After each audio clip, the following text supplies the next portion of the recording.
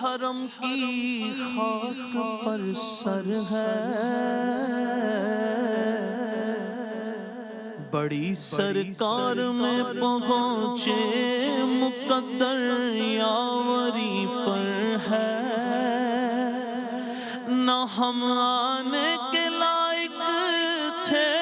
نہ قابل منہ دکھانے کے،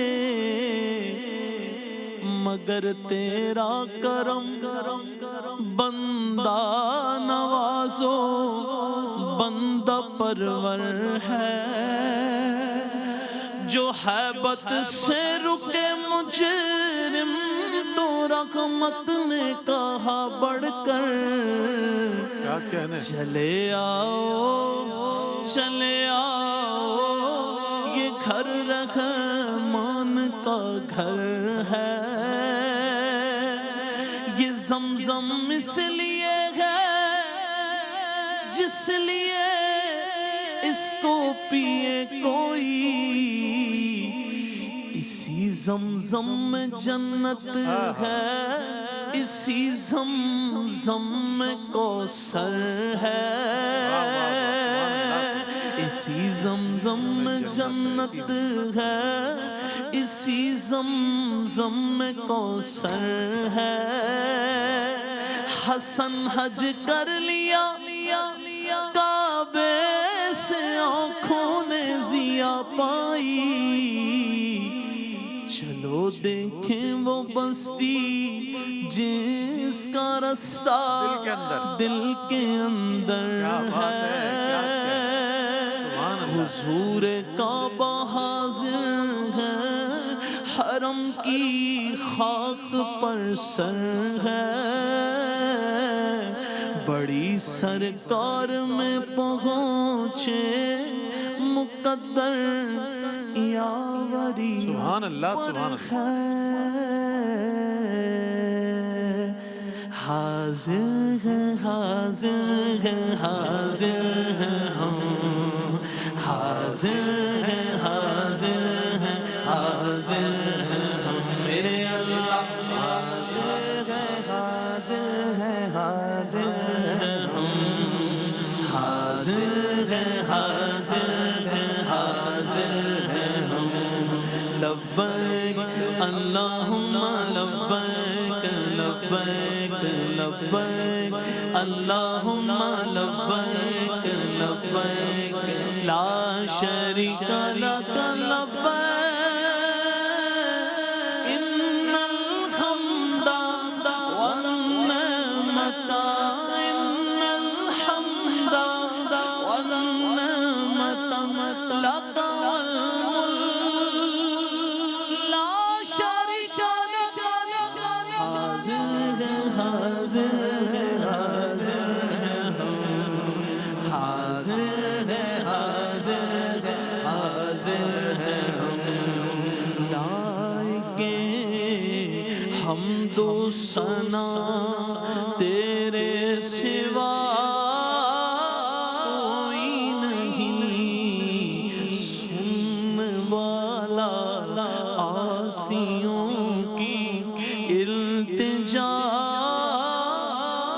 کوئی نہیں، ہاں ڈوبتوں کو جو بنا دے نا خدا کوئی نہیں، ہاں جھولیاں بھر دے جو سن کر مدعا کوئی نہیں، ہاں سوا تیرے سوا کوئی نہیں، در قدم بھی ہمارے اور آنکھیں ہی ہے نم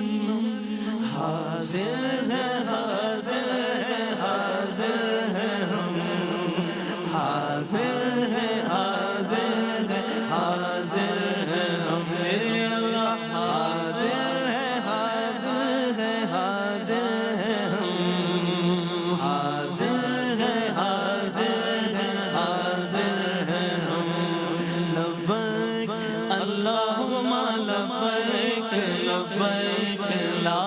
شریک لک لبیک ان الحمد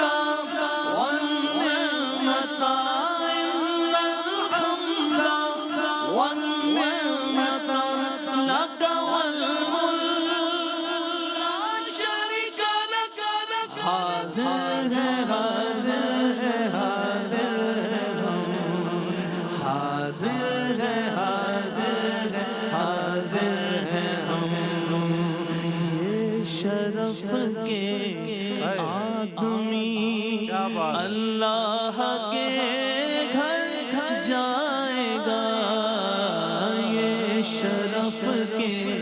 پاک دامانوں کا رتبہ پائے گا ہاں یہ شرف کے ہر خطا رب درگزر فرمائے گا ہاں یہ شرف کے داغ دامن سے ہر ایک دھل جائے گا یہ شرف کے روزائے شاہ مر جائے گا اس شرف پر جان بھی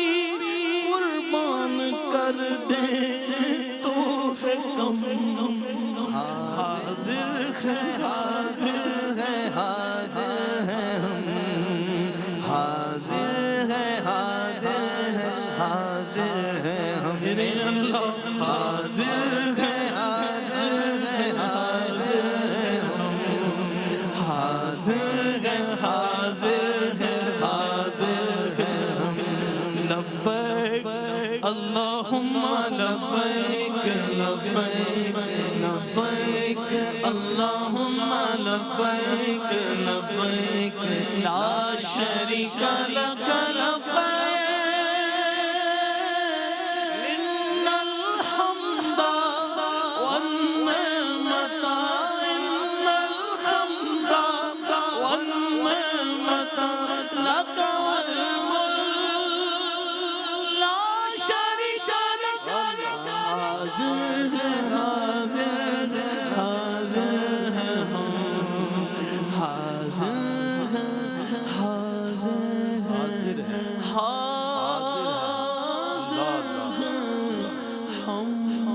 حاضر ہیں تیرے دربار میں ہم اللہ کرم دیتی ہے صدا یہ چشم نم اللہ کرم ہر سال طلب فرما مجھ کو ہر سال یہ شہر دکھا مجھ کو ہر سال کروں میں طواف حرم اللہ کرم میری آنے والی سب نسلیں تیرے گھر آئیں تیرا در دیکھیں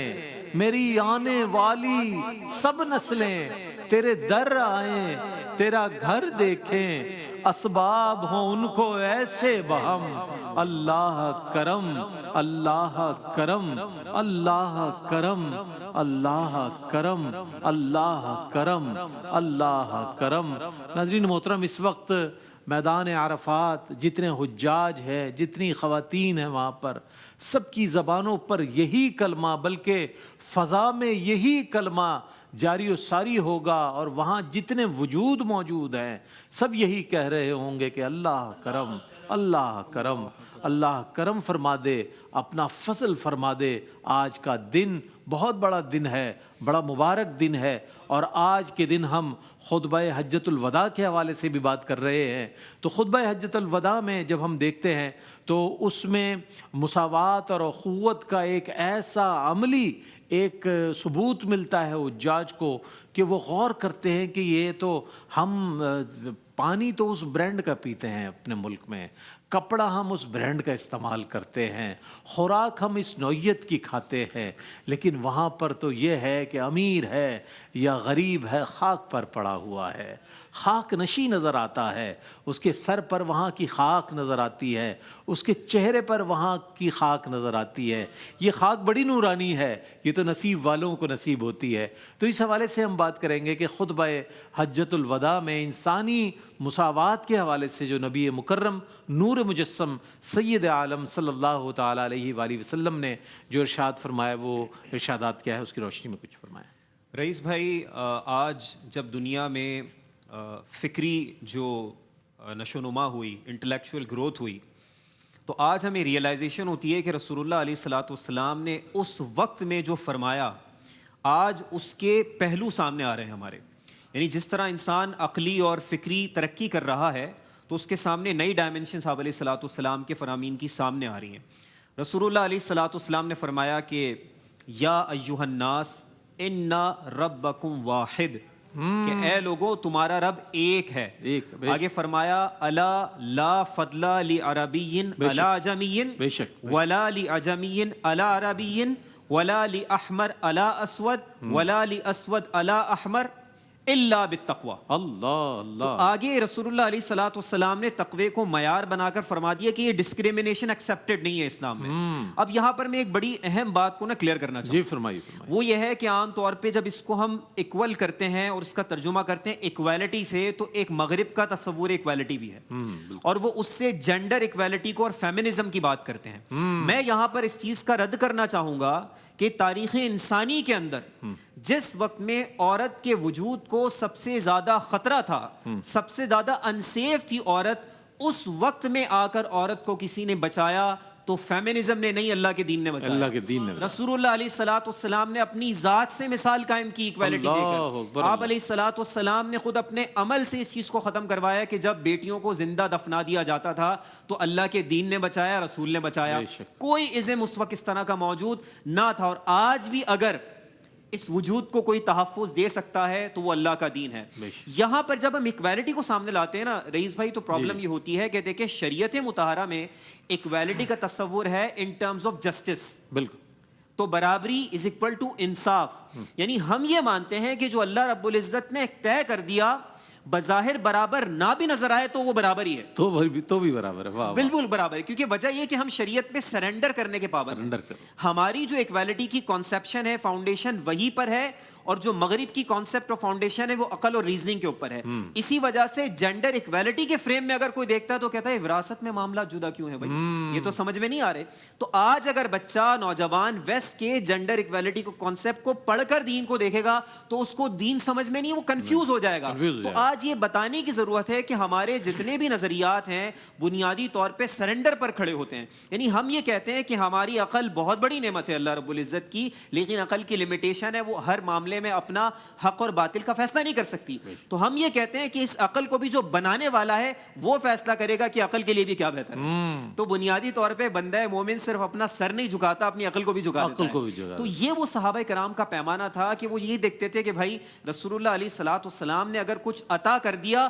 تو وہی بہتر ہے، چاہے اس کی وزڈم تمہیں سمجھ میں نہ آئے۔ کیا بات ہے۔ تو بندہ مومن کا جو نظریہ ہے وہ کنڈیشنل ٹو وزڈم نہیں ہے۔ ہم دین کے اندر حکمت دین کی تلاش کرتے ہیں ایمان کی تقویت کے لیے، لیکن کسی حکم کے اندر چاہے وراثت کا قانون ہو، دیگر معاملات میں قوانین ہو، جہاں پر آپ کو برابری یا تفاوت کا معاملہ کہیں نظر آئے تو آپ یہ کہتے ہیں کہ چونکہ رسول اللہ علیہ الصلوۃ والسلام نے بیان فرما دیا، اللہ نے بیان فرما دیا، تو لازماً ہمارے حق میں بہتر ہے۔ اس سے بہتر کچھ ہو نہیں سکتا تھا، ورنہ وہ بھی عطا کر دیا جاتا۔ دوسری بات، آج ہماری پوری نیشن کو کنفیوز کیا جاتا ہے اسلام کی پارشل پوائنٹ کو نکال کر۔ ایک نقطے کو نکالیں گے، اچھا بھائی عورت کا یہ معاملہ مرد کا نہیں دکھائیں گے،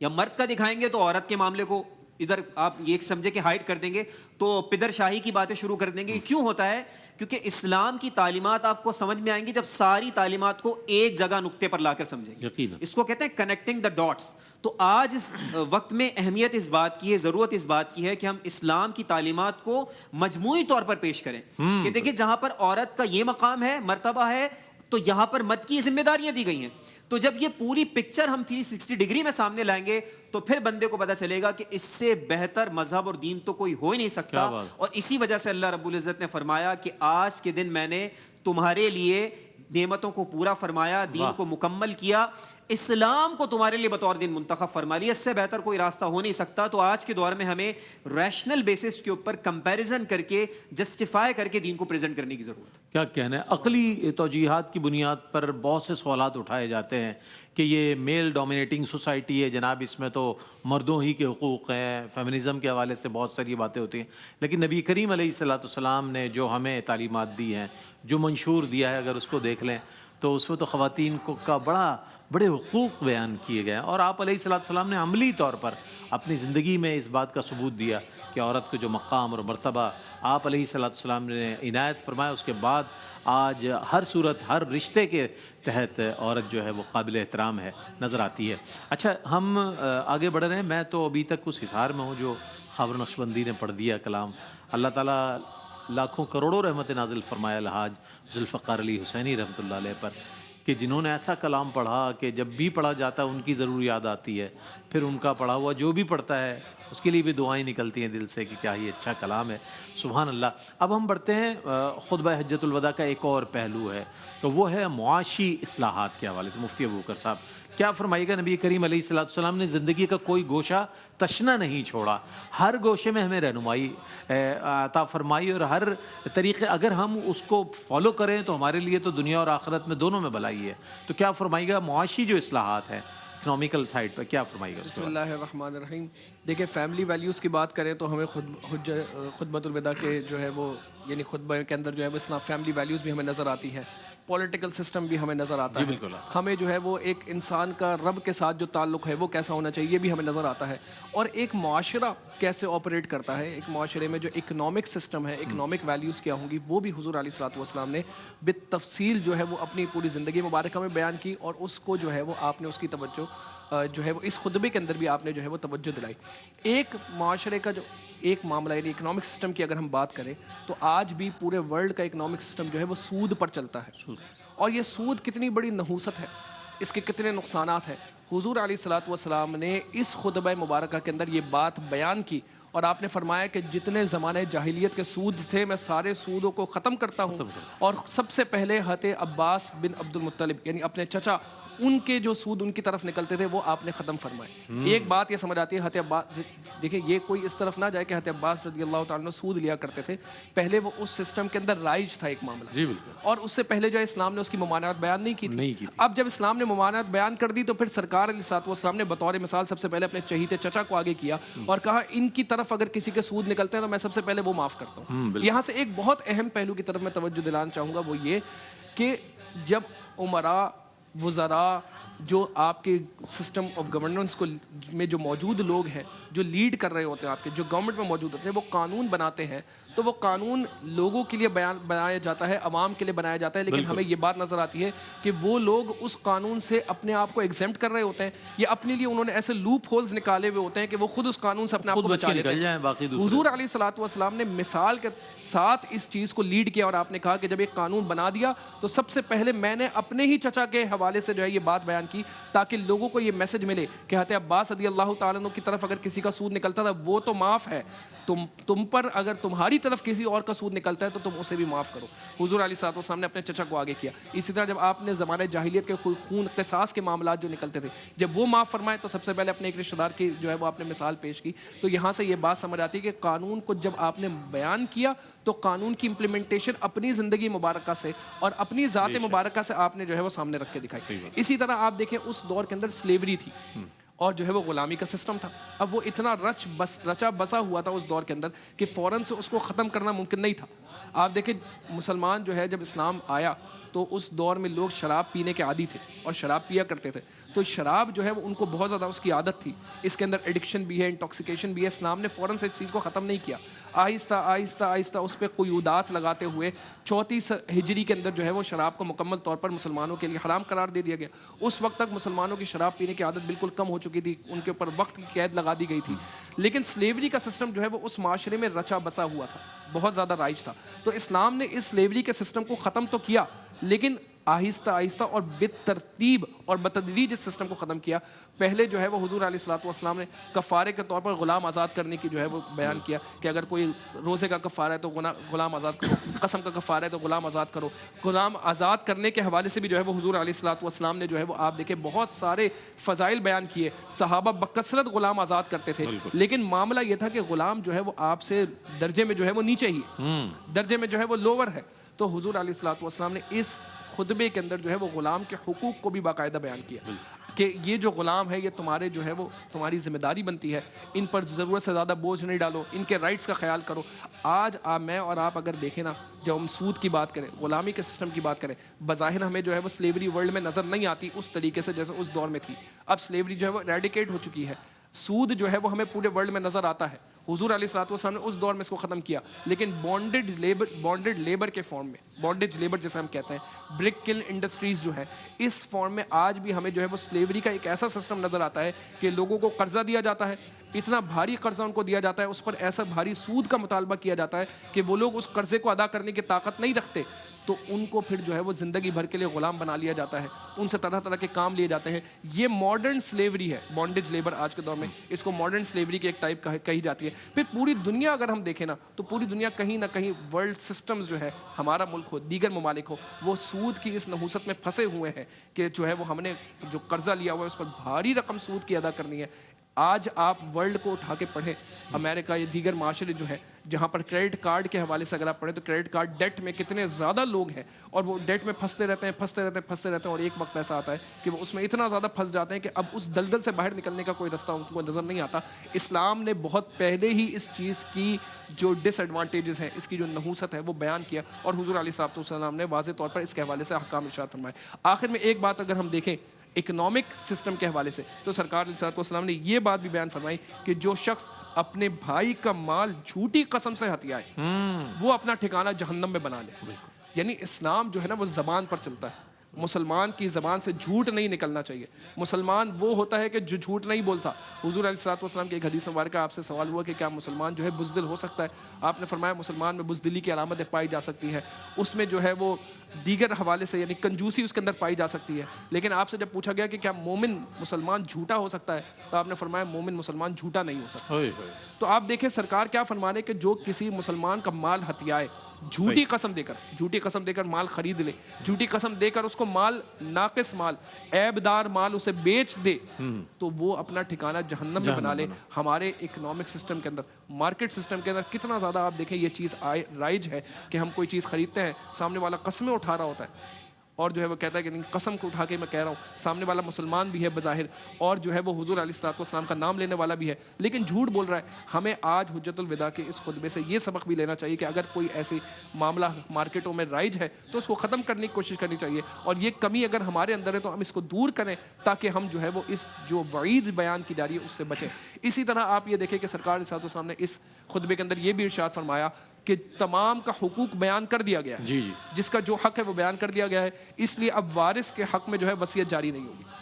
وصیت جو ہے وارث کے حق میں جاری نہیں ہوتی, غیر وارث کے حق میں جو ہے وہ میکسیمم 1/3 تک وصیت جاری ہوتی ہے. یہ کہ ایک بندہ ہے جو وارث بھی بن رہا ہے اور پھر جو ہے وہ باپ ہے یا کوئی جو بڑا ہے جو وراثت کا حق اسے دے رہا ہے, تو وہ وصیت بھی اس کو کر کے جا رہا ہے, سارا مال ہی وہ لے لے. تو اسلام نے کہا نہیں, جو جس کا حق ہے وہ اسے دیا جائے, اور ہم نے قرآن نے سارے حقوق بیان کر دیے, اس لیے وارث کے حق میں وصیت جاری نہیں ہوگی, وہ غیر وارث کے حق میں جاری. ٹھیک ہے, بہت اچھے انداز میں مفتی ابو بکر صاحب نے اپنے جواب کو مکمل فرمایا. ایک مختصر سا وقفہ ہے, وقفے کے بعد لوٹیں گے, ہمارے ساتھ رہیے.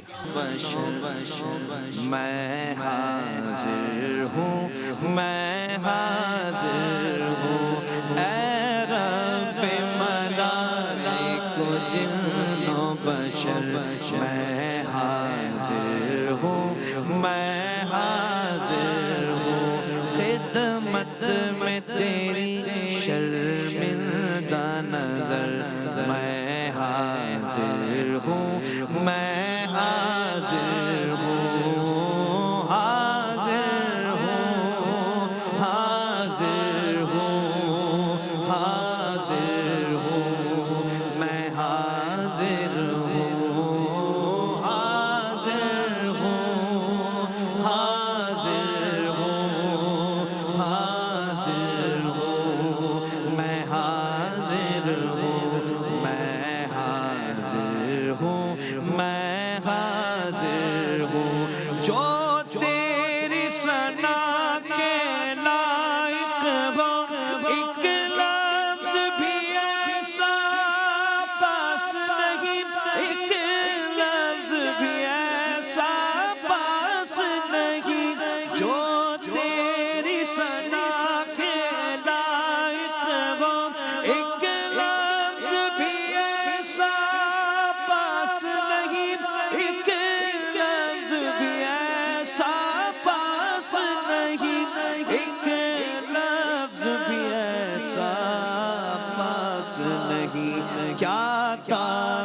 کیا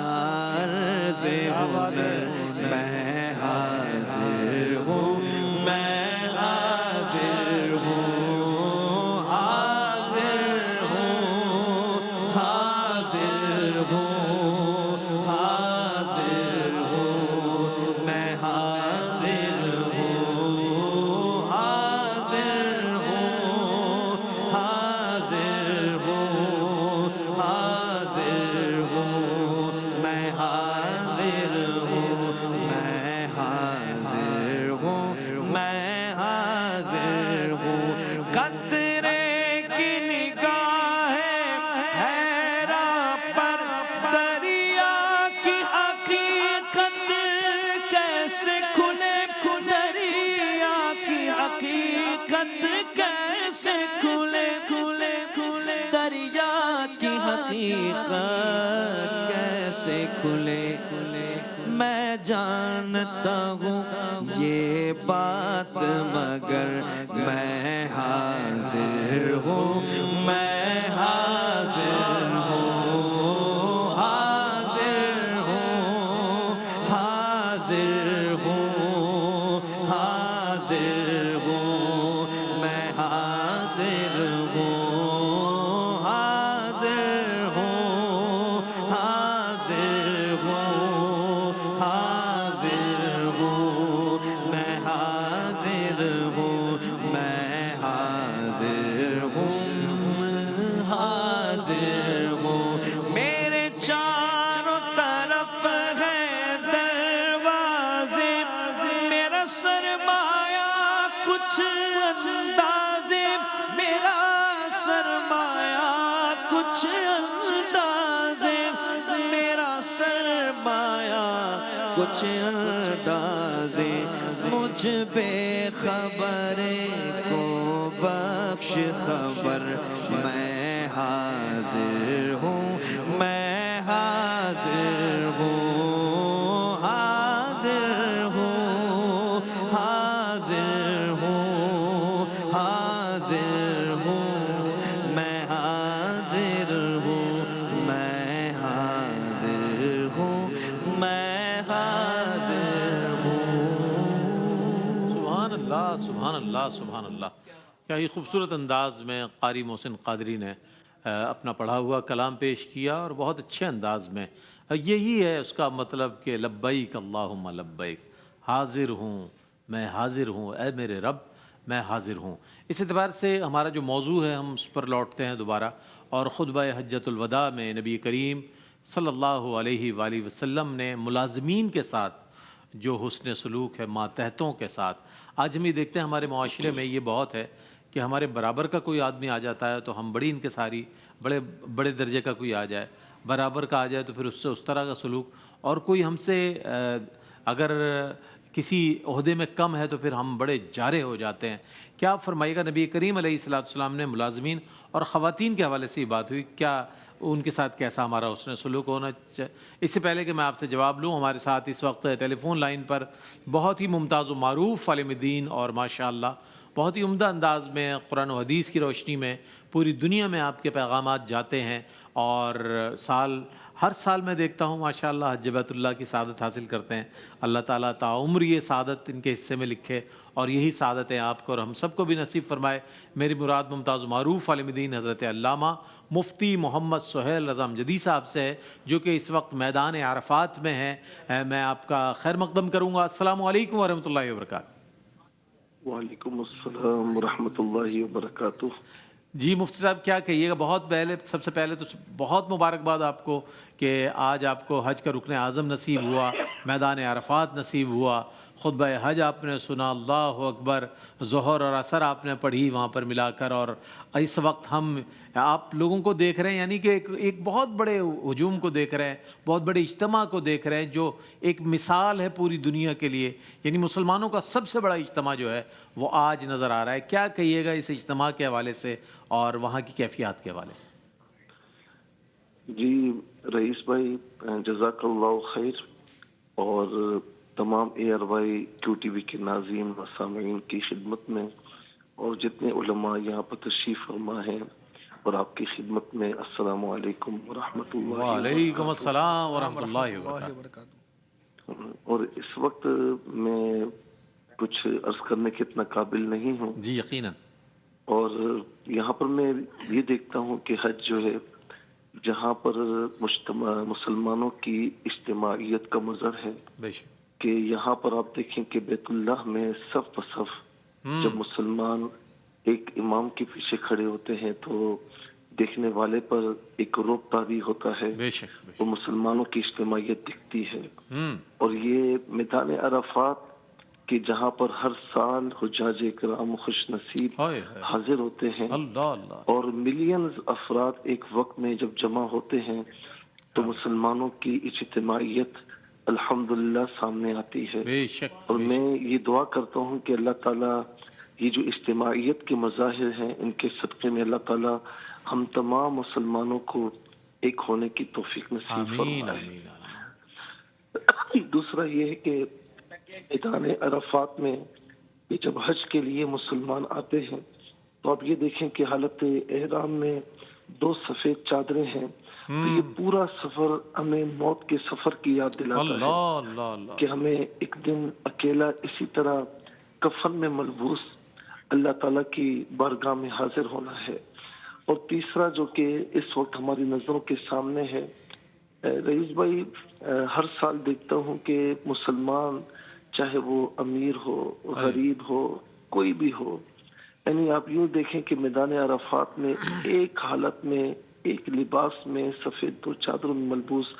ہر کوئی اپنے اپنے انداز سے اللہ تعالیٰ کو منانے کی کوشش کر رہا ہوتا ہے، اللہ، کوئی نوافل پڑھ کے، کوئی قرآن کی تلاوت کر کے، کوئی اللہ کا ذکر کر کے، اللہ، کوئی اللہ تعالیٰ کی بارگاہ میں دعا کر کے، کوئی آہوزاری کر کے اللہ تعالیٰ کو راضی کرنے کی کوشش کر رہا ہوتا ہے۔ اللہ، اچھا، چونکہ احرام کو 1-1.5 دن گزر چکا ہوتا ہے جی جی، تو احرام کی جو حالت ہے وہ بھی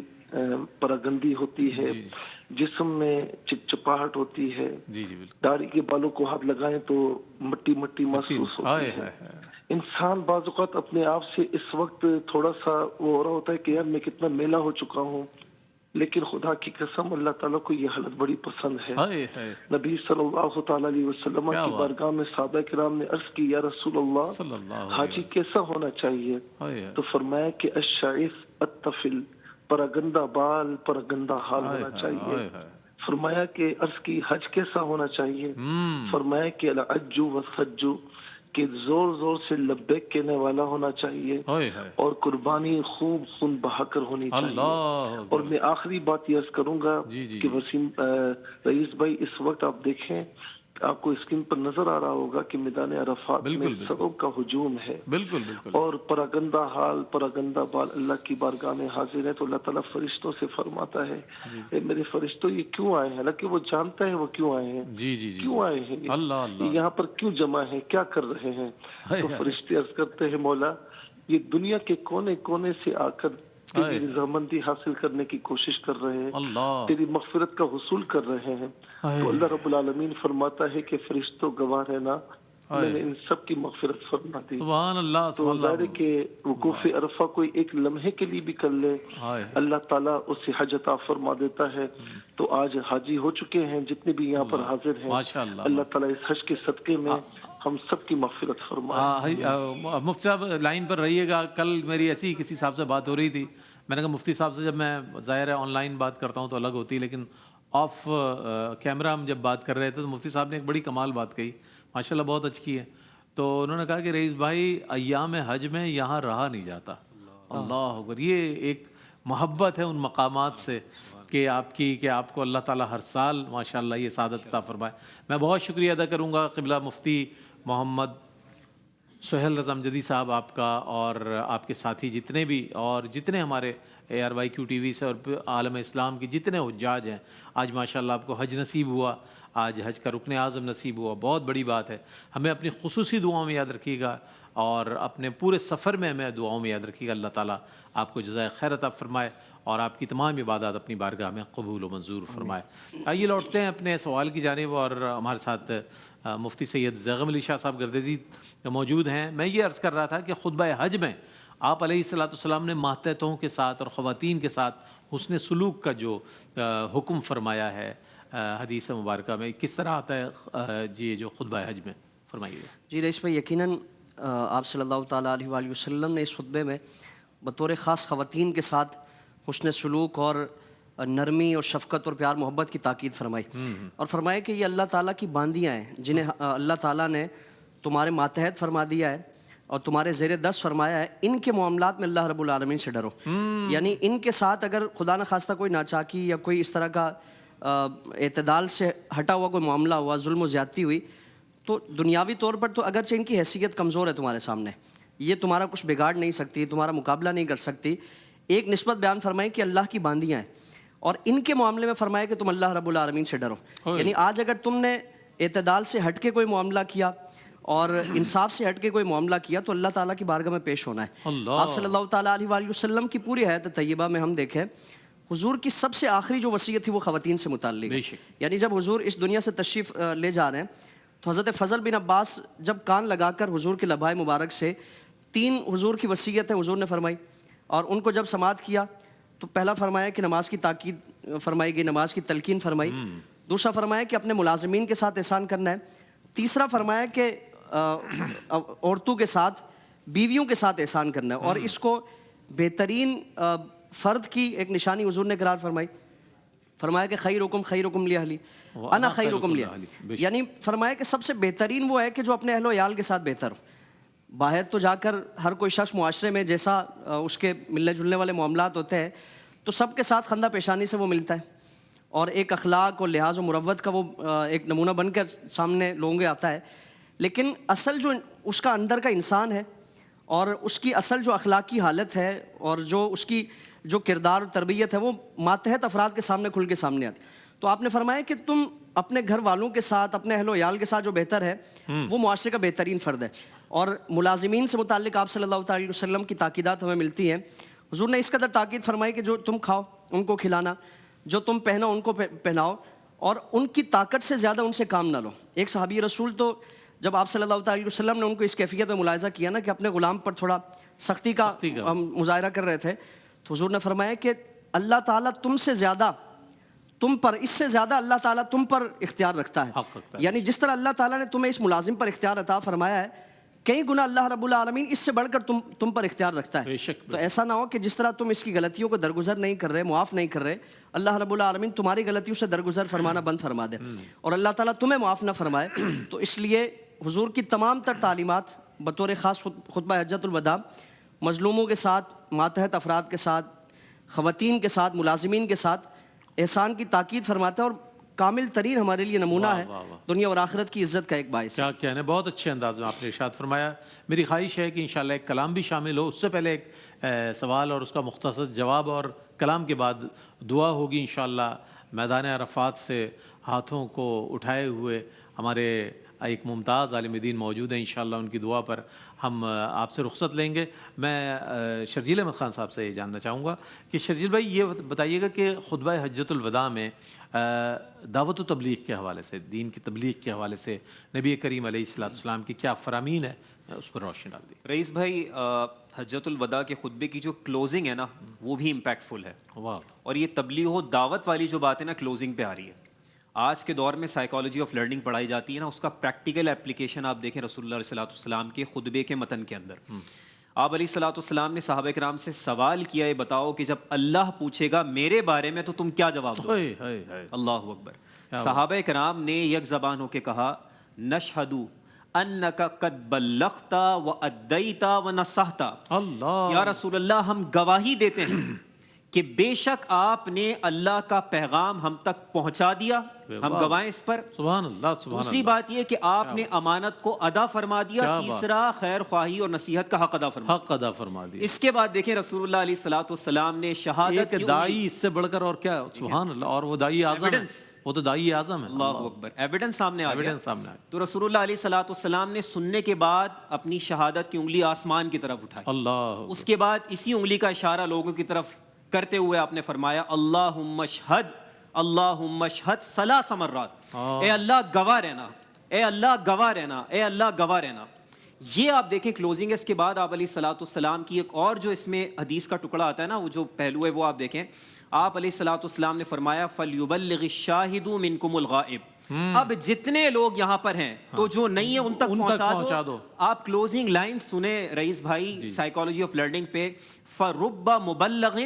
احفظ من سامعین. آپ نے فرمایا کئی ایسے پہنچائے جانے والے ہوتے ہیں جو براہ راست سنتا ہے اس سے زیادہ عقل مند ہوتے ہیں, کیا بات ہے, زیادہ یاد رکھنے والے ہوتے ہیں. اس سے بڑی کیا سائیکالوجی آف لرننگ ہوگی. جو بڑی خوبصورت بات آپ نے ارشاد فرمائی, اور یہ اتنا خوبصورت کلام آپ نے, اور جو وائنڈ اپ ہے اس خطبہ حجۃ الوداع کا جو فرمایا ہے, اور یہ بہت اہم ذمہ داری ہے ہر امتی کی. نبی کریم علیہ الصلوۃ والسلام کا جو فرمان عالی شان ہے, یہ ہر امتی کی ذمہ داری ہے اگر اس کو محسوس کرے کہ آپ کے فرامین کو سن کر نہ صرف عمل کرنا ہے بلکہ اس کی دعوت دینی ہے, لوگوں تک پہنچانا ہے. ایک مختصر سا وقفے کے بعد لوٹتے ہیں, ہمارے ساتھ رہیے گا.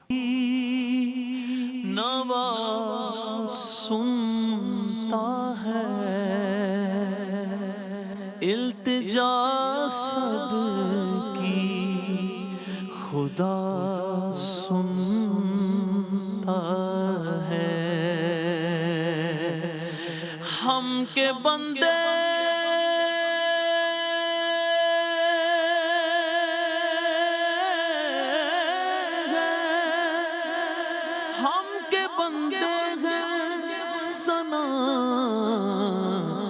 کرتے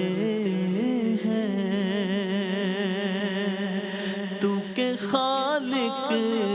ہے صدا سنتا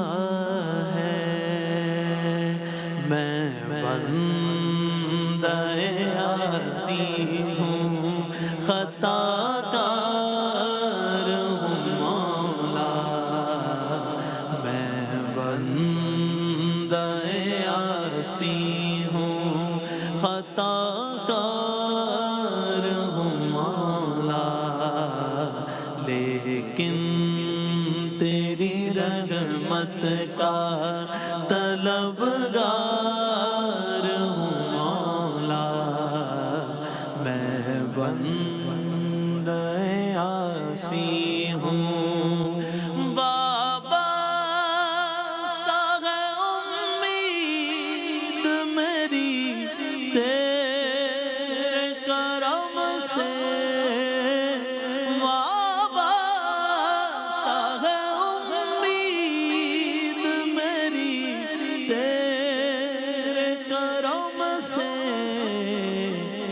تیرا ہوں فقط تیرا پرستار ہوں مولا. میں بندہ عاصی ہوں جن سے میں گزر جاؤں وہ در کھو دے مجھ پر. جن سے میں گزر جاؤں وہ در کھو دے مجھ پر. خود اپنے ہی راستے کی میں دیوار ہوں مولا. خود اپنے ہی راستے کی میں دیوار ہوں مولا. میں بندہ عاصی ہوں. ایک تیرا اشارہ اور آسان ہو مشکل, ایک تیرا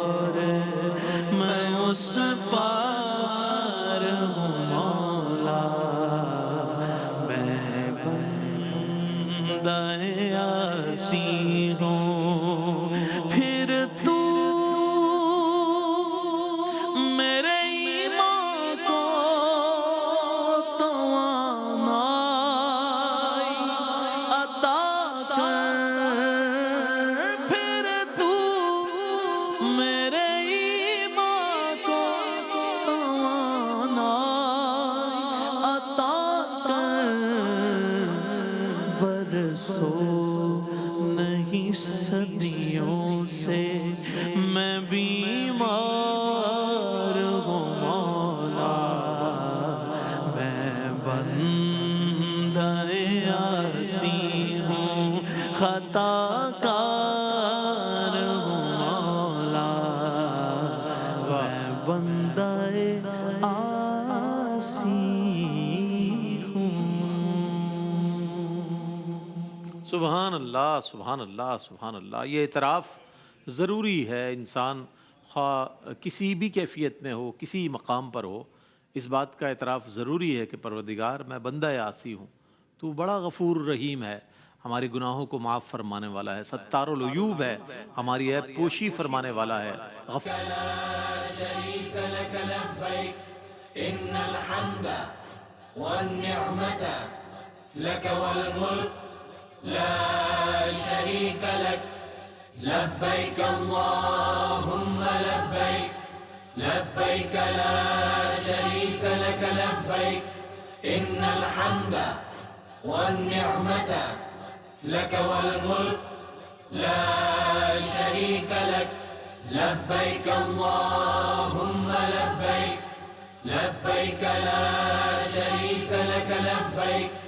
ان الحمد والنعمة لك والملك لا شريك لك